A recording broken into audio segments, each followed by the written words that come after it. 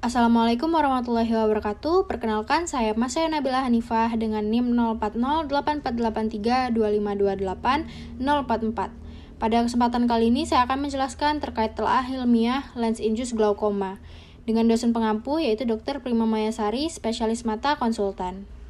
Outline yang akan saya bahas yaitu ada structure of the eye, aqueous humor, general glaucoma, lens-induced glaucoma, vacuomorphic, vacuoanalytic lens particle, dan juga vacuoantigenik. Kita harus mengetahui terlebih dahulu apa saja sih structure dari mata itu. Nah, dari mata itu banyak strukturnya, di mana strukturnya itu memiliki fungsi masing-masing.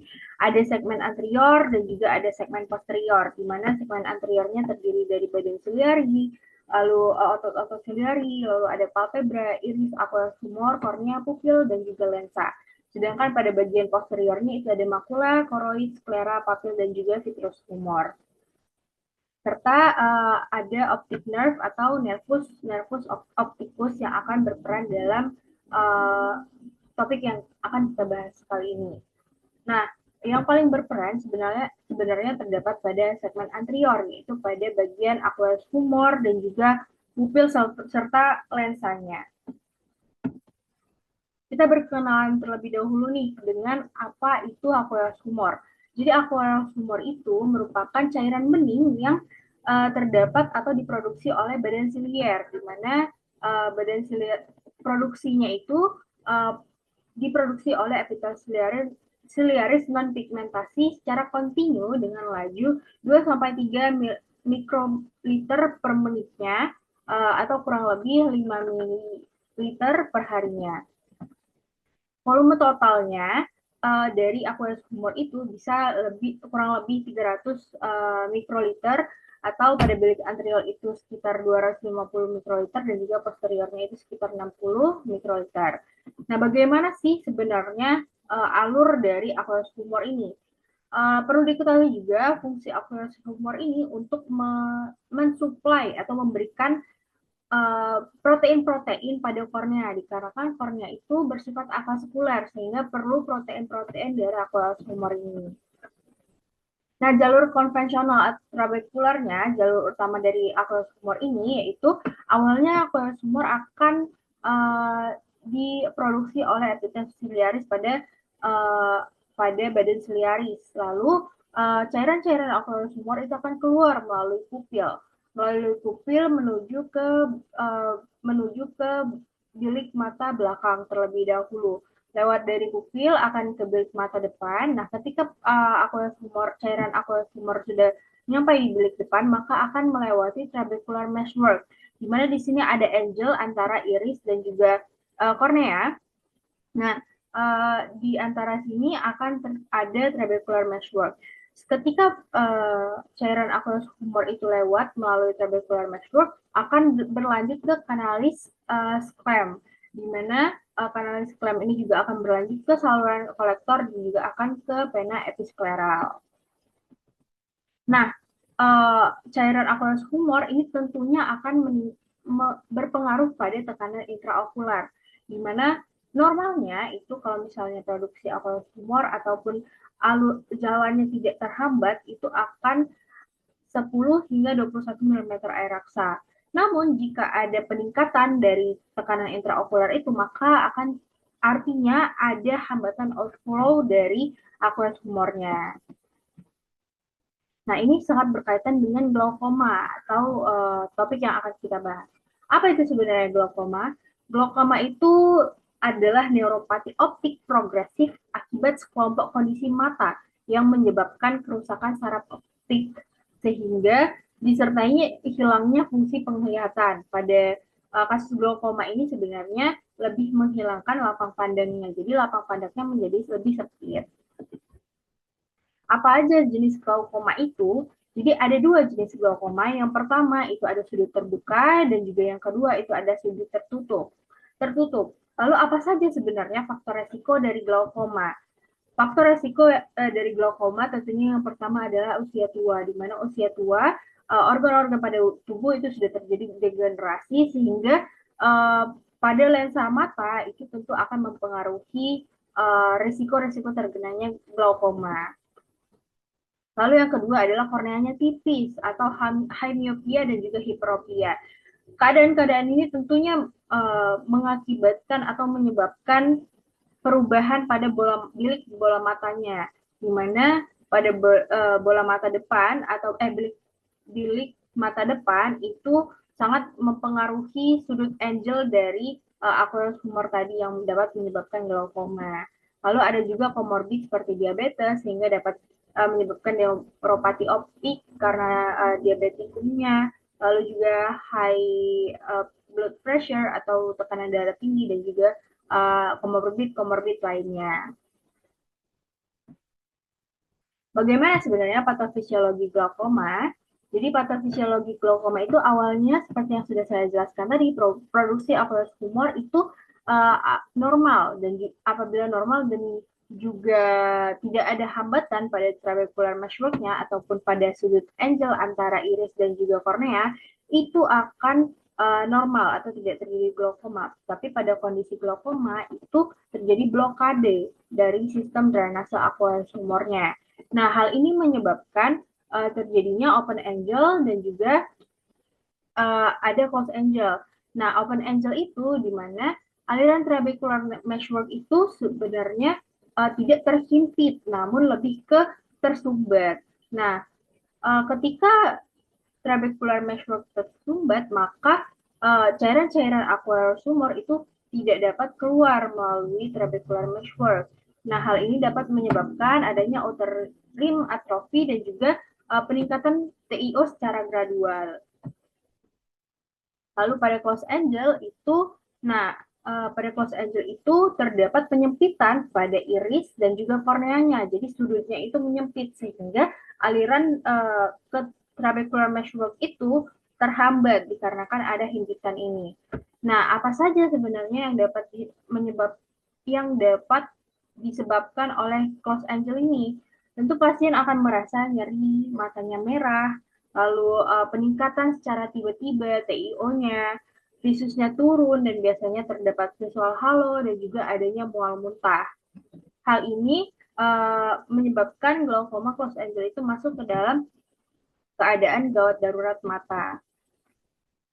Lalu untuk yang menyebabkan untuk penyebab dari open angle dan close angle itu dapat menyebabkan peningkatan intraokular secara gradual ataupun secara tiba-tiba. Nah, apabila hal ini terus-menerus tidak ditata laksana, maka dapat menyebabkan hipertensi intraokular, di mana TiO-nya atau tekanan intraokularnya itu lebih dari 20 mm air raksa. Apabila ini terjadi dalam jangka waktu yang lama, maka dapat menyebabkan damage pada nervus opticusnya,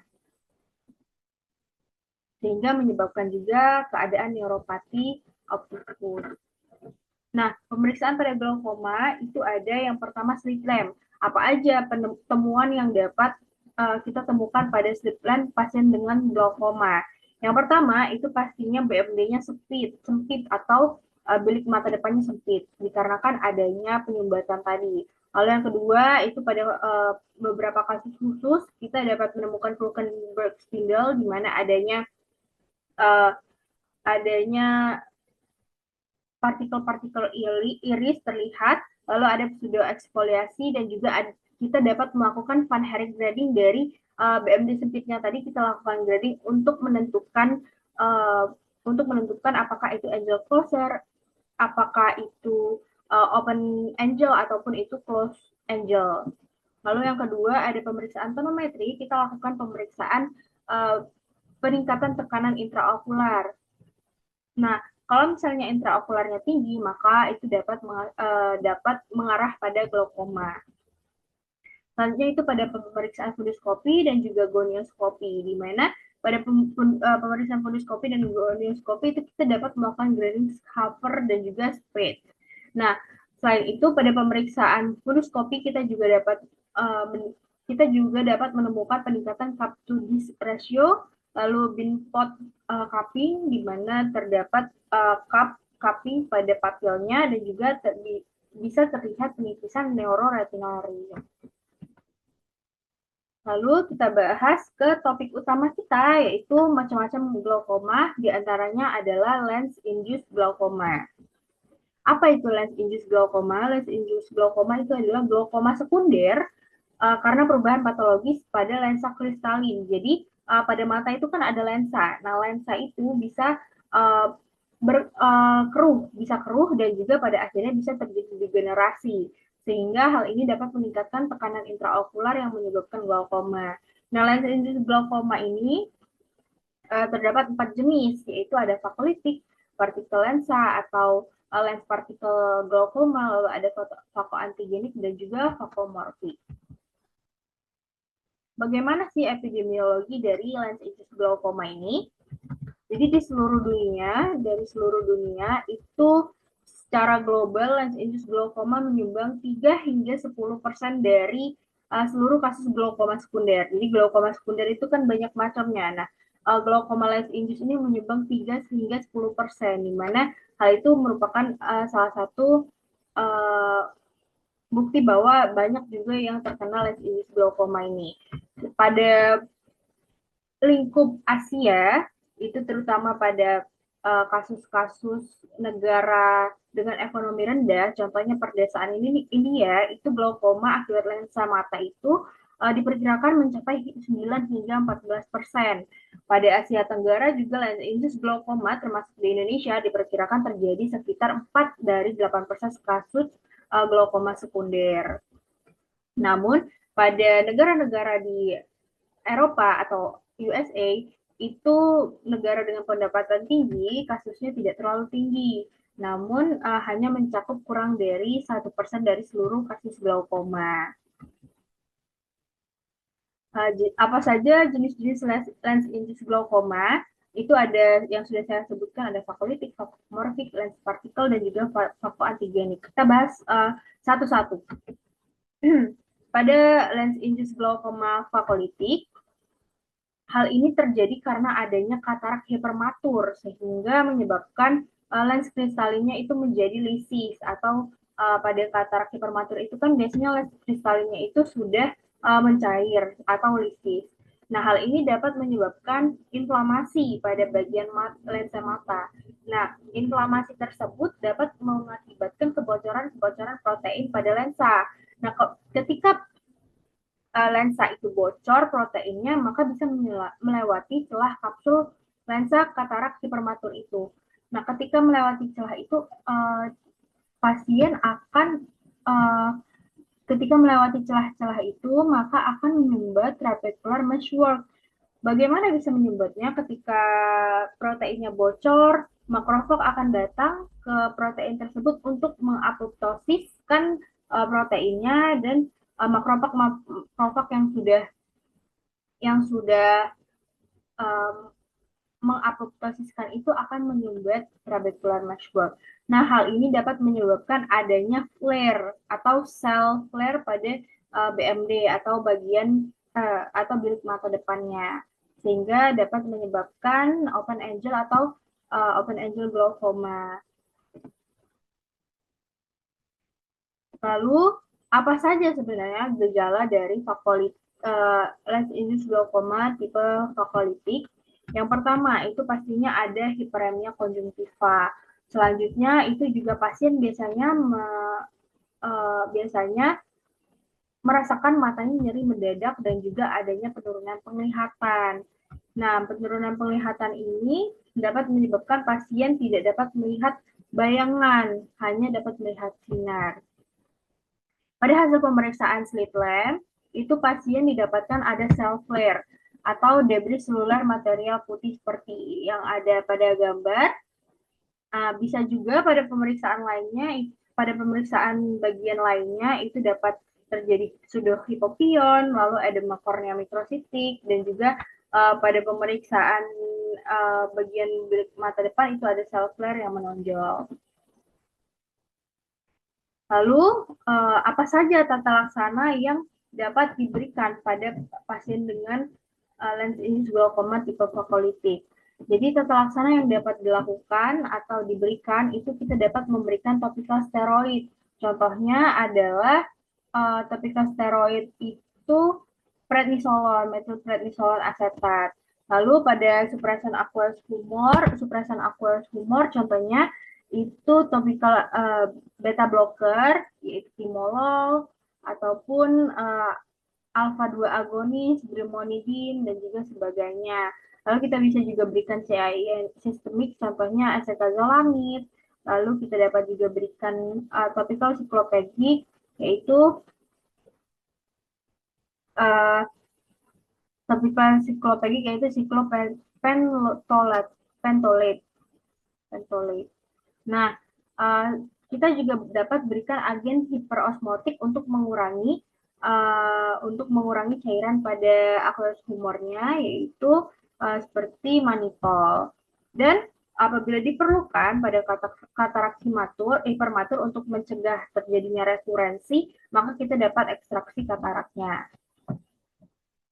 Lalu kita lanjut ke lens induced glaukoma tipe vakuumorfik. Jadi hal ini disebabkan karena adanya lensa yang abnormal atau lensa yang lebih cembung dari biasanya. Nah, lensa yang lebih cembung dari biasanya itu dapat meningkatkan ketebalan lensa lebih dari normal sehingga mendorong lensa dan iris ke depan. Jadi normalnya lensanya seperti ini sehingga tidak menutup dari jalur trabecular meshwork-nya. Namun pada lensa yang intumescence atau yang tebal itu biasanya dapat mendorong iris ke depan sehingga jalur ke trabecular meshwork-nya itu terhambat dan menyebabkan closed angle dikarenakan irisnya itu terdorong ke depan.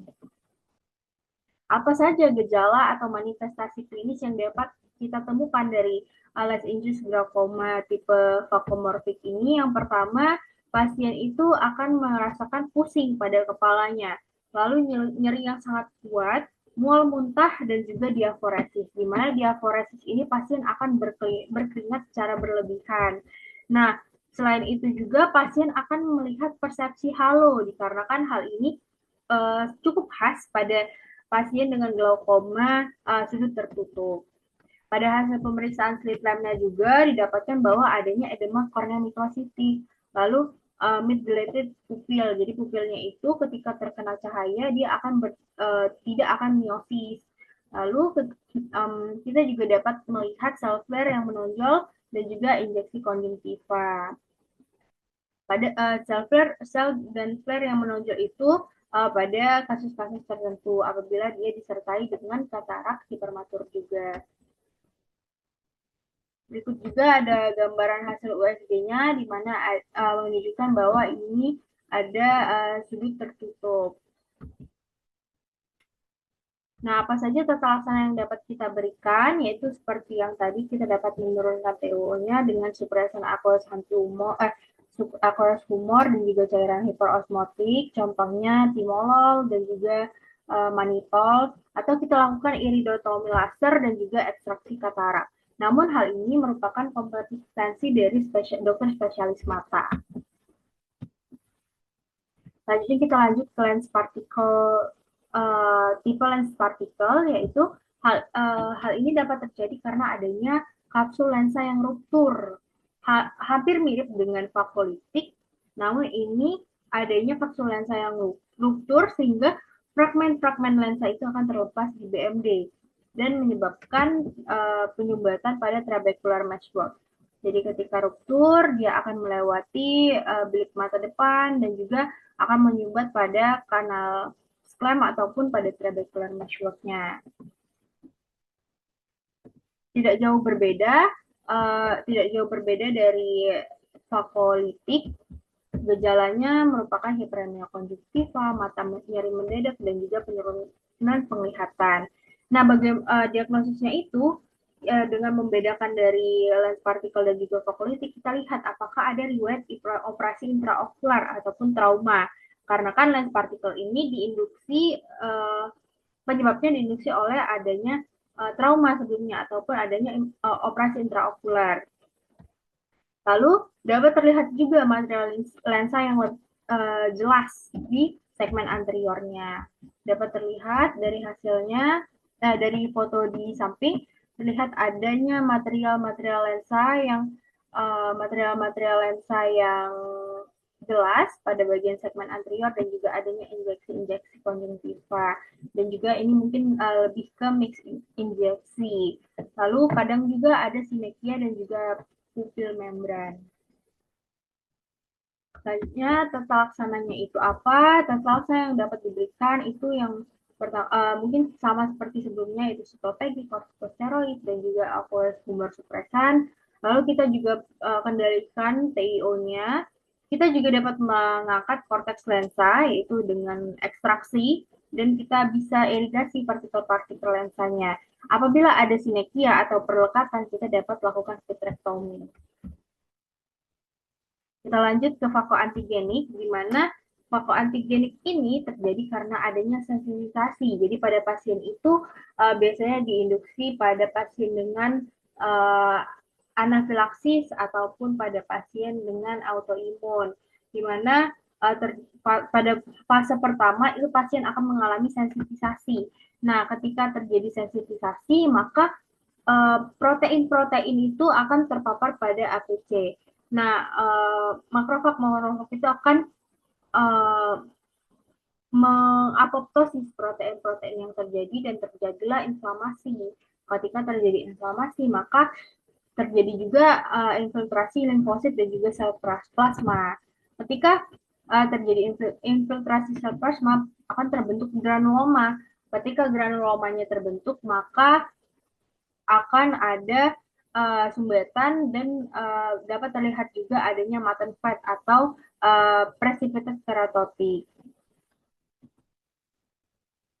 Apa saja sih gejala dan juga tanda klinis dari vakoantigenik? Itu yang pertama tentunya bakal ada injeksi konjungtiva dikarenakan adanya peradangan pada bagian konjungtivanya, lalu adanya edema palpebra dan juga kornea, lalu BMD-nya itu keruh dikarenakan tadi kan ada matten fat tadi.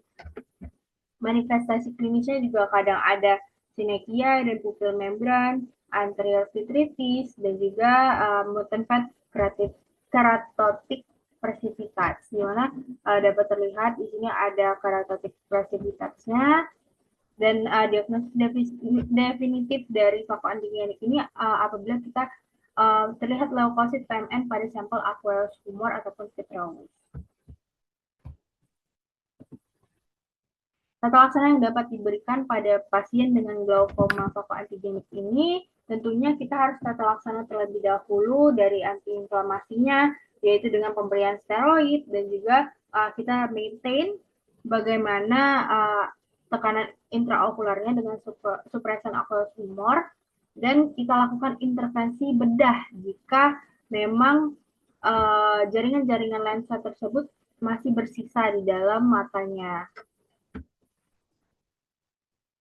Baiklah, berikut daftar pustaka yang saya dapatkan ketika saya menganalisis dari hasil telah ilmiah saya. Sekian yang dapat saya sampaikan, semoga dapat bermanfaat. Saya akhiri, wassalamualaikum warahmatullahi wabarakatuh.